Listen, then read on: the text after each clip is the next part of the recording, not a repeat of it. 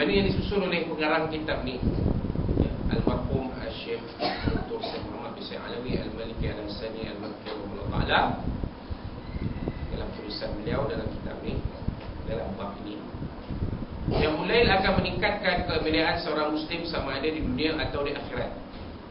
Ya, hadis yang di bawah tu, An Sahal bin Sa'd radhiyallahu anhu qala, daripada Sahal bin Sa'd radhiyallahu anhu, beliau telah berkata, Sahal bin Sa'd ni seorang sahabat dari kalangan golongan Ansar.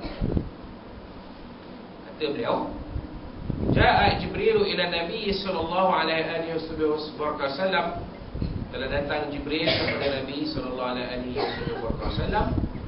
Faqala, ya, maka dia berkata, dia macam manakah para sahabat tahu yang datang jumpa Nabi ni Jibril? Nabi beritahu pun dia, mereka menyaksikan Jibril datang untuk menemui Nabi pun dia juga.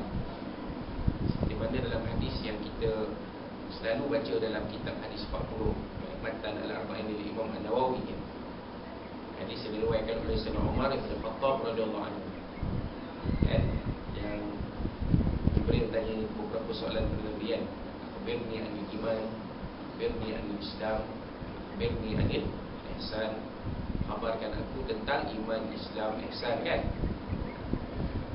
ya, khabarkan aku tentang kiamat. Kata Nabi SAW, orang yang bertanya dan orang yang ditanya sama-sama tidak mengetahui, tapi aku diberitahu tentang beberapa alamat-alamat dan tandanya, kan? Tapi cerita Jibril ni terus meninggalkan Nabi, berlalu jatuh hilang, tak nampak. Macam Tuan Puteri dalam filem Sumpah, Tuan Puteri Bunian macam dalam filem Sumpah Orang Minyak, jatuh hilang, jatuh. Para sahabat, Sayyidina Umar tanya, Nabi SAW tanya pada Sayyidina Umar, siapa? Kamu tahu tak siapa ini? Wahai Umar, kata wahai Rasulullah, Allah dan Rasulnya yang lebih mengetahui, kata Sayyidina Umar. Nabi SAW jawab, Wa Jibril yu'allimukum dinakum, kan? Dia adalah Jibril yang mengajar kamu tentang agama kamu. Jadi sahabat Sa'ad tahulah, bila tengok sekali tahulah, yang datang kali kedua ketiga dah tahu dah siapa dia. Yang tentulah Jibril, kan? Maka Jibril pun berkata, faqala Jibril pun berkata, Ya Muhammad, ish ma syi'ta fa innaka mayyit. Wahai Muhammad, hiduplah kamu suka kamu, kerana sesungguhnya kamu akan mati. Kata kalau bahasa Inggeris ni, enjoy your life, because something you will die. Contohnya lebih kurang kata orang putih, nikmatilah hidup ini, kerana sesungguhnya satu masa kamu akan. Jangan stres. Kita ada masalah ni, layan je. Yang nak stres pening kepala sampai jadi orang gila pun, jalan seseorang berjalan tu dengan pakaian yang serabut kusut pasai, kenapa sampai nak jadi macam tu? Macam kita lah, kadang-kadang bila saya cerita, orang jadi bosan dengan cerita saya. Saya tak nak jadi macam satu ustaz. Kalau saya sebut nama ustaz ni, tuan-tuan pun kenal lah tu kan. Dalam kuliah 30% dia cerita pasal kitab, 70% cerita pasal hal dia. Dia kerja jauh lah, macam ni lah, gitu lah, gini lah, susah lah, apalah. Habis cerita hal dia, cerita lah kitab. 30% ni, yang lagi 70% cerita hal dia. Jadi jemaah lama-lama bosan. Jemaah tak cerita dengan dia, jemaah cerita dengan ustaz-ustaz lain, termasuk saya. Jadi saya tak nak cerita dunia ni melek-lek. Itu tanda stres lah tu. Dia nak luahkan, dia tak nak pendam stres tu, dia luahkan. Tapi cara dan gaya tak kena. Orang datang menghadiri majlis ilmu bukan nak mendengar luahan rasa penceramah. Orang datang ke majlis ilmu, orang nak dengar kupasan dan pencambahan ilmu daripada kitab yang dibentangkan. Jadi apa ni, kita stres-stres sangat. Mengadu pada Allah Subhanahu Taala. Tolonglah aku, bantulah aku. ringankan aku daripada segala kepayahan dan kesukaran dan kesulitan. Amalkan zikir yang mujib pada awal farij 'annal kurubat. Zikir yang mujib pada awal, wahai Tuhan yang memperkenankan segala doa, farij 'annal kurubat, jauhkan daripada kami segala kesulitan. Amalkan ni kakak, fikir, itil tasbih. Ya mujib da'awat farij 'annal kurubat, ya mujib da'awat farij 'annal kurubat. Nak buat lagu, buat 100 kali, jadi baik 1000 kali.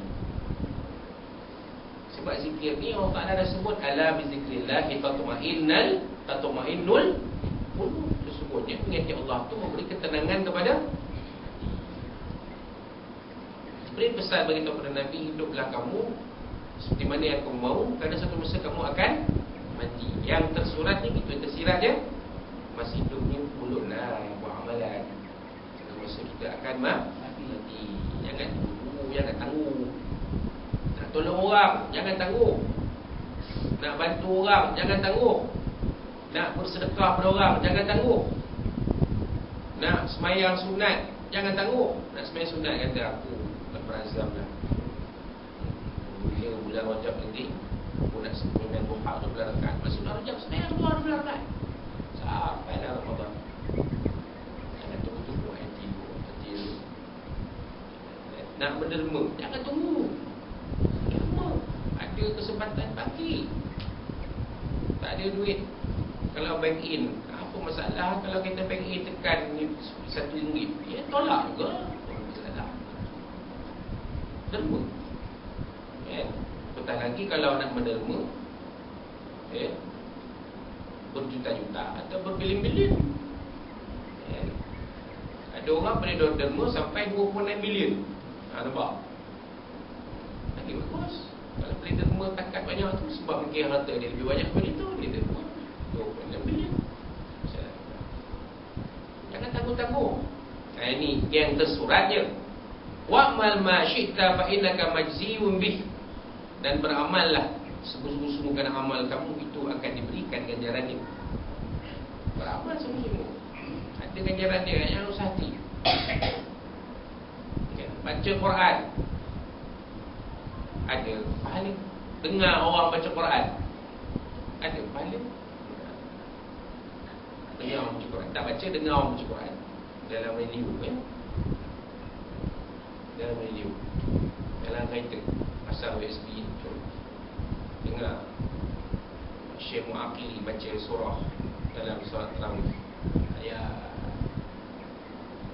Kan Syekh Abdul Rashid Al-Afasi melakukan Quran mengikut taranum Kurdi.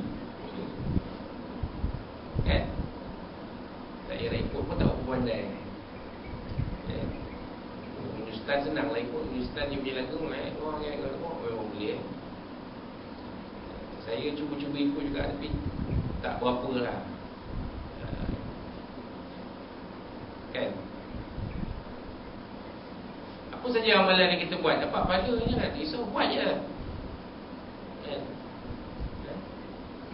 Setakat kemampuan kita, jangan kita paksa diri pula. Semalam kami mendengar kuliah, mendengar ceramah akidah sahihah disampaikan oleh Dr. Faizal Khair daripada UISAS. Dia kata Ahlussunnah wal Jamaah ni memegang prinsip wasatiyah. Apa makna wasatiyah? Wasatiyah ni dia tidak ekstrim antara